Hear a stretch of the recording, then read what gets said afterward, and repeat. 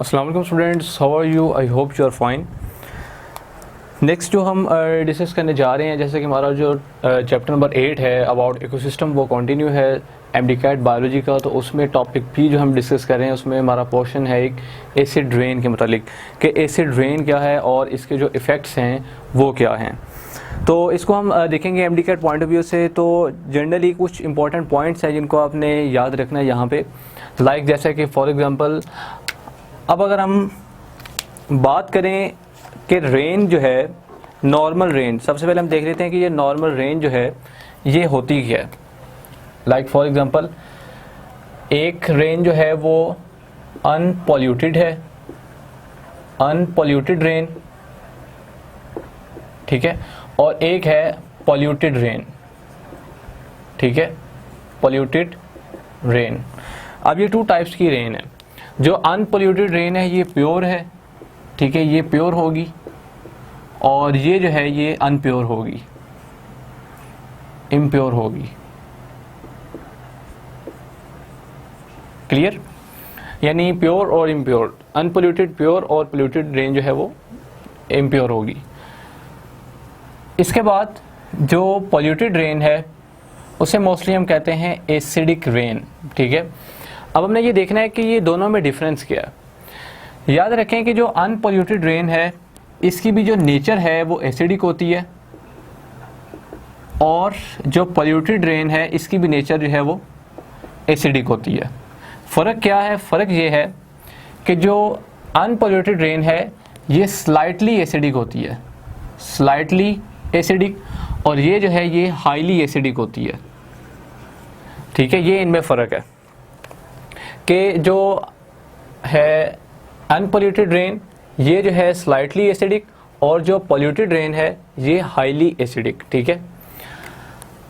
अब जो unpolluted rain है इसकी पीएच नॉर्मली जो कंसीडर की जाती है वो है अबाउट 5.7, ठीक है, यानी 5.7 तक जो अनपॉल्यूटेड रेन है, प्योर रेन, उसकी पीएच जो है वो कंसीडर की जाती है। क्लियर? जबकि जो पॉल्यूटेड रेन है इसकी पीएच बहुत ज़्यादा यानी लो हो जाती है, इसकी पीएच बहुत लो होती है, लो पीएच। क्लियर? अब यहाँ पे अगर आप देखें तो 7 पीएच जो होती है वो न्यूट्रल होती है। तो क्योंकि ये जो 5.7 है ये नियर टू द 7 है, जिसकी वजह से हम इसे कहते हैं कि ये है स्लाइटली एसिडिक, जबकि ये रेन जो है ये हाईली एसिडिक होगी। अनपॉल्यूटेड रेन में होता क्या है? अनपॉल्यूटेड रेन जो है इसमें ये होता है, इसकी नेचर जो है स्लाइटली एसिडिक क्यों होती है? उसकी वजह यह है कि एटमॉस्फेयर में मौजूद कार्बन डाइऑक्साइड और इसके साथ वाटर जो होता है, ठीक है, जब ये वाटर और एटमॉस्फेयर में मौजूद कार्बन डाइऑक्साइड दोनों कंबाइन करते हैं तो इन दोनों के कॉम्बिनेशन की वजह से बनता है एक एसिड जिसे हम कहते हैं कार्बोनिक एसिड, H2CO3। तो ये है कार्बोनिक एसिड, ठीक है। तो ये जो कार्बोनिक एसिड है इसकी जो पीएच होती है ये ज़रा थोड़ी हाई पीएच होती है, क्लोजर टू 7 होता है, यानी ये स्लाइटली एसिडिक होता है, स्लाइटली एसिडिक, ठीक है। तो इस वजह से हम कहते हैं कि जो अनपॉल्यूटेड रेन है वो स्लाइटली एसिडिक होती है। तो स्लाइटली एसिडिक क्यों होती है? क्योंकि वाटर वेपर्स और जो कार्बन डाइऑक्साइड है एटमॉस्फेयर में ये मिलकर बना देते हैं कार्बोनिक एसिड, और कार्बोनिक एसिड जो है ये स्लाइटली एसिडिक होता है, ठीक है। तो जिसकी प्रेजेंस की वजह से अनपॉल्यूटेड रेन जो है वो भी थोड़ी सी स्लाइटली एसिडिक शो होती है। जबकि अगर हम पॉल्यूटेड रेन की बात करें तो पॉल्यूटेड रेन में क्या होता है कि पॉल्यूटेड रेन की अगर आप बात करें तो उसमें दो जो है, लाइक जैसे कि हमारे पास एक तरफ है नाइट्रोजन डाइऑक्साइड, नाइट्रोजन डाइऑक्साइड, और दूसरी तरफ है सल्फर डाइऑक्साइड, ठीक है। ये दो हमारे पास स्ट्रॉन्ग यानी कि सब्सटेंसेस हैं, नाइट्रोजन डाइऑक्साइड और सल्फर डाइऑक्साइड।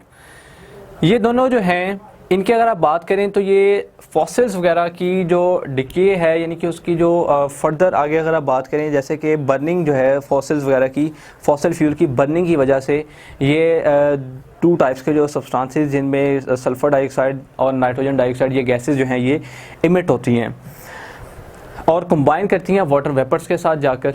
क्लियर? जब ये वाटर वेपर्स के साथ जाकर कंबाइन करती हैं तो इनसे आगे फर्दर फिर क्या बनता है, इनसे आगे जो है वो बनते हैं, एक तरफ बनता है nitrous acid plus nitric acid, ठीक है। ये बनेगा किससे, नाइट्रोजन डाइऑक्साइड से, जब ये किसके साथ मिलेंगी, वाटर वेपर्स के साथ, ठीक है। और इसी तरह जब सल्फर डाइऑक्साइड जो है इसके साथ मिलेंगे वाटर वेपर्स, तो इससे क्या बनेगा, इससे बनेगा आगे सल्फर डाइऑक्साइड से सल्फरस एसिड और साथ में सल्फ्यूरिक एसिड, ठीक है। तो यही वजह है कि जब बर्निंग होती है बहुत ज़्यादा फॉसिल फ्यूल्स की, और हमारी जो व्हीकल्स हैं लाइक जेट जो हैं उनकी जो एग्जॉस्ट होता है सारा एग्जॉस्ट गैसेस, उनमें भी ये गैसेस मौजूद हैं। तो ये नाइट्रोजन डाइऑक्साइड और सल्फर डाइऑक्साइड जब एटमॉस्फेयर में जाती हैं तो एटमॉस्फेयर में मौजूद वाटर वेपर्स के साथ मिलकर ये बना देती हैं ये एसिड्स, जिसमें नाइट्रोजन डाइऑक्साइड से बनने वाले हैं नाइट्रस एसिड और नाइट्रिक एसिड, और सल्फर डाइऑक्साइड से बनता है सल्फरस एसिड और सल्फ्यूरिक एसिड। तो जब भी एसिड रेन होती है, अब होता क्या है कि जो अनपोल्यूटेड रेन है, जब इस अनपोल्यूटेड रेन में ये एसिड जो है वो शामिल हो जाएं तो इसका मतलब है कि जो रेन है वो एसिडिक, हाईली एसिडिक रेन हो गई है। अब जब ये एसिड जो हैं जिसमें मोस्टली सल्फ्यूरिक एसिड है या नाइट्रिक एसिड है, नाइट्रस एसिड है, सल्फरस एसिड है, तो ये एसिड जब रेन में शामिल हो जाए तो जो रेन है उसकी पीएच बहुत ज़्यादा लो हो जाती है, नॉर्मल से भी काफ़ी नीचे चली जाती है, जिसकी वजह से वो बहुत ज़्यादा हाईली एसिडिक हो जाती है। तो जब भी ये हाई एसिडिक रेन जो है वो होती है तो उससे फिर जो हमारे सॉइल वगैरह है वो सारी जो है वो बिल्कुल डिस्ट्रॉय हो जाती है।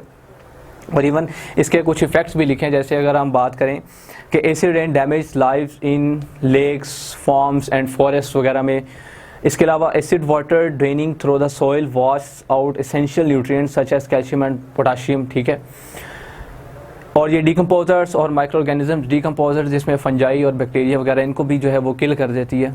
और साथ में plants poison and deprived of nutrients become weak and vulnerable to infection and insect attack, clear, यानी बहुत ज़्यादा वीक हो जाती हैं।